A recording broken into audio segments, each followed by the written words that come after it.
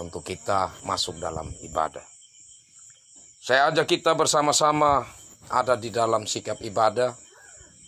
Kita bersama-sama datang untuk menyembah Tuhan. Kita bersama-sama menaikkan syukur kepada Tuhan. Dan bersama-sama untuk menaikkan pengharapan kita kepadanya. Memulai ibadah ini, ibadah syukur ini, saya ajak kita bersama-sama memuliakan Tuhan dari Kidung Jemaat 299. Kita nyanyikan 2 kali dalam bahasa Nokaka, Pamalangu ya himori. Pamalangu ya himori, Pamalangu ya himori, witi namunada,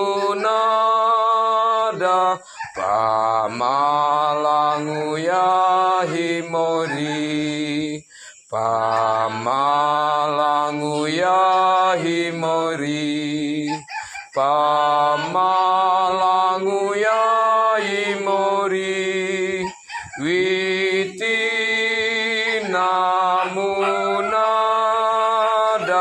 Pamalangu ya himori. Mari kita satu dalam doa, kita berdoa. Kami datang mengucap syukur ke hadapan hadirat-Mu ya Tuhan, karena kasih setia-Mu yang tiada berkesudahan dalam hidup kami. Dalam hari-hari hidup yang Tuhan izinkan kami jalani, kami merasakan pimpinan Tuhan selalu nyata dalam hidup kami. Kalau bukan Tuhan yang memimpin hidup kami, siapakah kami ini yang mampu menjalani hidup dengan berbagai tantangan-tantangan, ujian-ujian hidup yang Tuhan izinkan kami hadapi. Ya Allah Bapa dalam kerajaan sorga, kami percaya bahwa Tuhanlah yang dengan penuh kesetiaan selalu ada bersama-sama dengan kami. Karena itu maka saat ini kami ada bersama-sama. Kami bersama-sama bersekutu memuji memuliakan nama Tuhan. Menaikkan syukur kepada Tuhan. Karena dalam susah maupun senang, dalam keadaan sulit maupun dalam keadaan yang aman, Tuhan tidak pernah meninggalkan kami. Tuhan memberi kepada kami kemampuan untuk melewatinya, bahkan hikmat untuk kami memandang hidup yang kami jalani ini mengarah ke depan. Ya Allah Bapa dalam kerajaan sorga, saat ini kami bersama-sama melandasi rasa syukur ini. Kami akan membaca merenungkan firman-Mu ya Tuhan. Kami mohon Tuhan dalam Roh Kudus menguasai kami semua. Baik hamba-Mu yang menyampaikan berita firman-Mu, kami semua yang mendengar merenungkannya. Biarlah firman-Mu ini menjadi bagian yang sungguh berarti dalam rasa syukur kami, dalam pengharapan kami saat ini. Ya Tuhan, mari datang dan berfirman-Lah. Dalam Yesus Kristus, firman yang hidup, kami berdoa. Amin. Kekasih-kekasih Tuhan, saya pilih bagian firman Tuhan dari Mazmur 145 ayat 8 sampai ayat 21. Mazmur pasal 145 ayat 8 sampai 21, demikian sabda Tuhan. Tuhan itu pengasih dan penyayang, panjang sabar dan besar kasih setianya. Tuhan itu baik kepada semua orang dan penuh rahmat terhadap segala yang dijadikannya.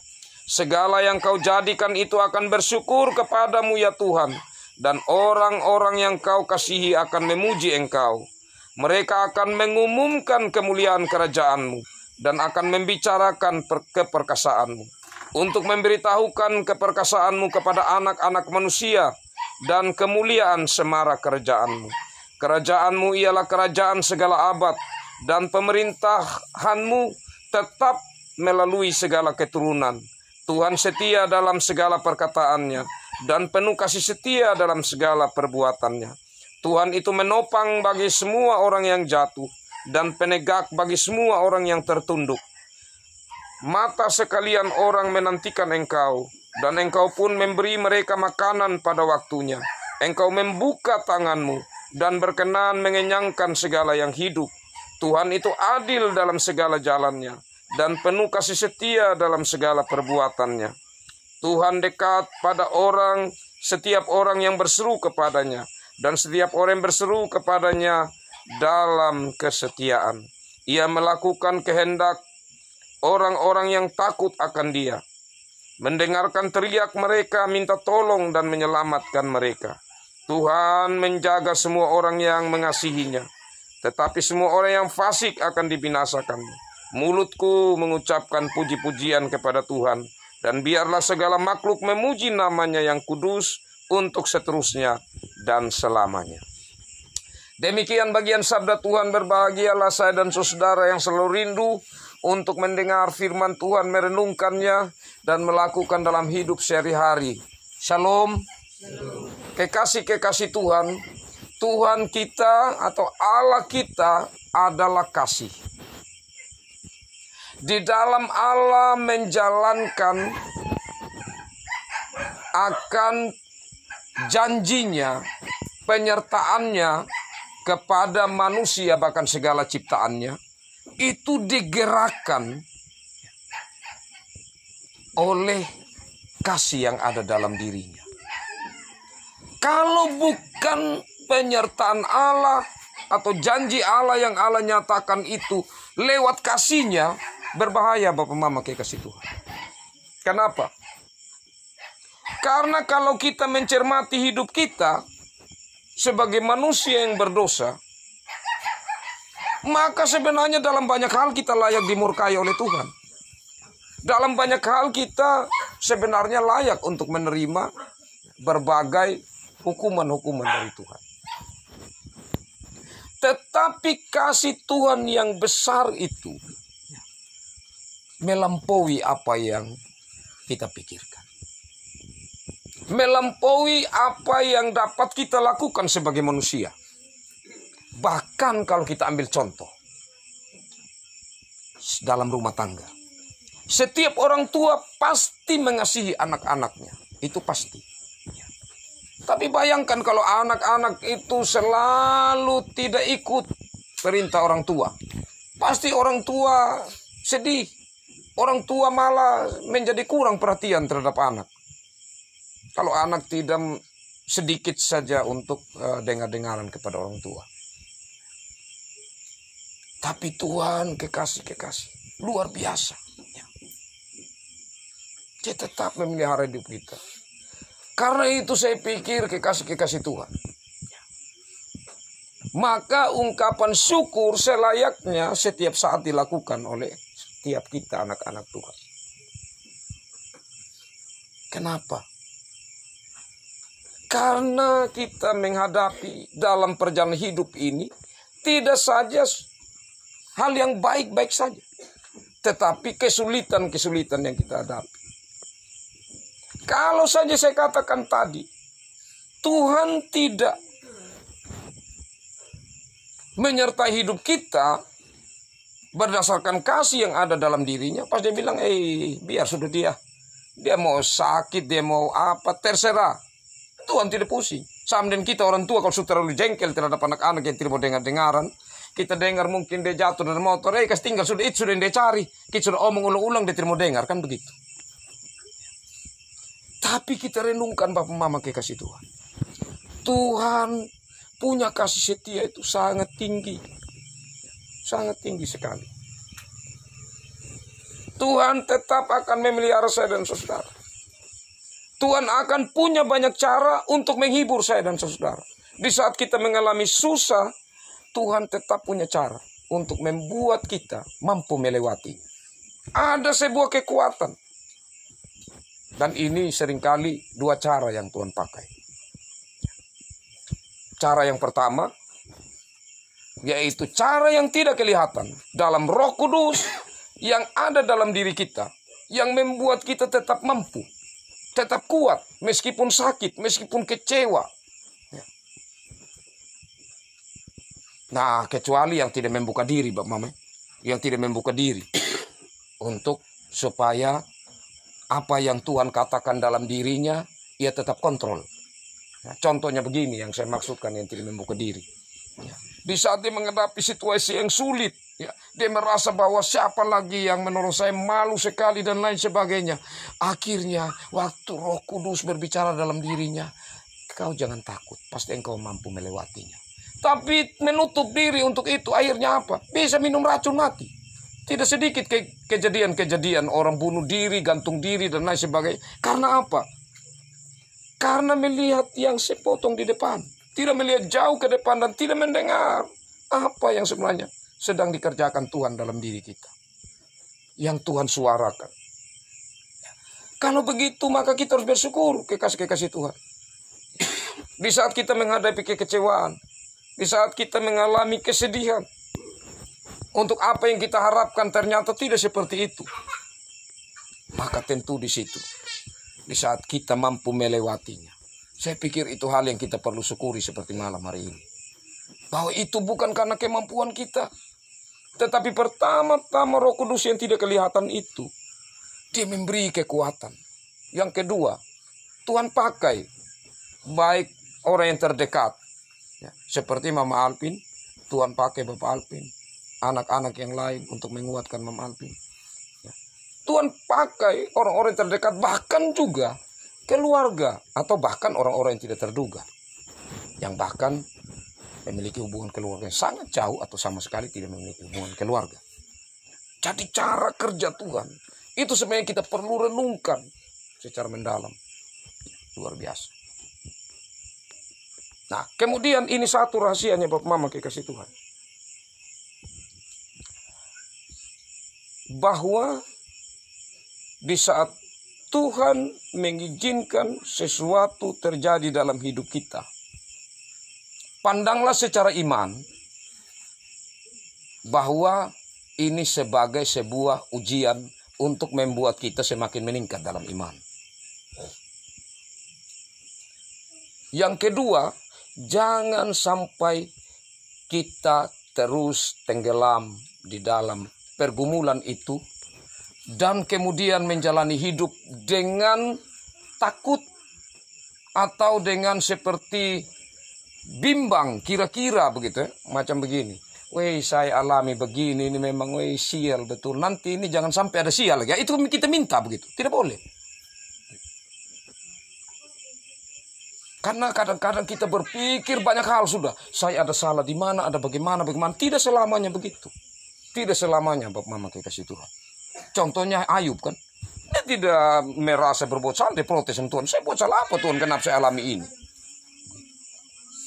Jadi tidak selamanya juga. Meskipun bisa juga. Ya. Tetapi yang saya maksudkan jangan sampai kita ada di dalam ketakutan seperti itu. Karena ada beberapa yang, saya dulu juga begitu Pak Mama. Jadi saya dulu beberapa kali itu di bulan Desember, saya itu mengalami, ya pasti ada persoalan. Gitu. Akhirnya saya pikir pasti bulan Desember ini saya akan dapat persoalan besar. Nah, saya yang minta.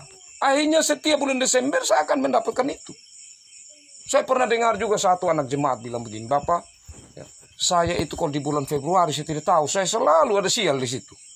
Jadi kalau bulan Februari itu saya pasti hati-hati sekali. Nah ini berarti kita sudah seperti menetapkan bahwa waktu tertentu itu adalah waktu sial. Sebenarnya tidak ada. Itu yang perlu kita pikirkan secara mendalam. Jadi semua hari ini sebenarnya baik.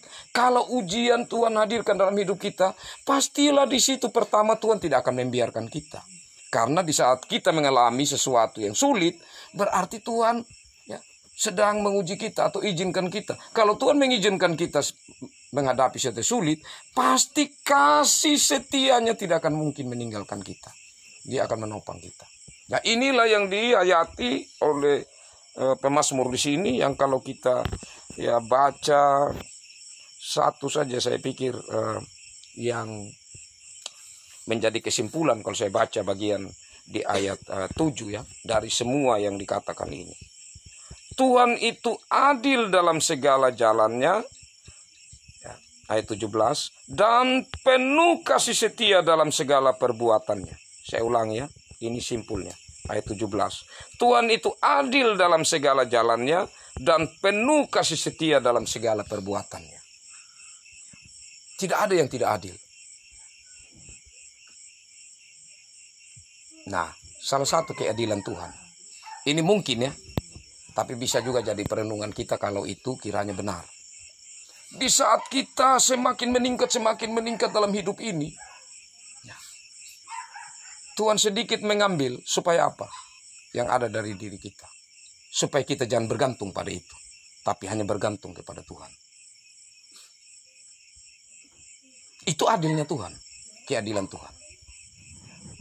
Artinya di sini jangan sampai hati kita ya sudah mulai condong ke sana dan sudah mulai Tuhan itu dia.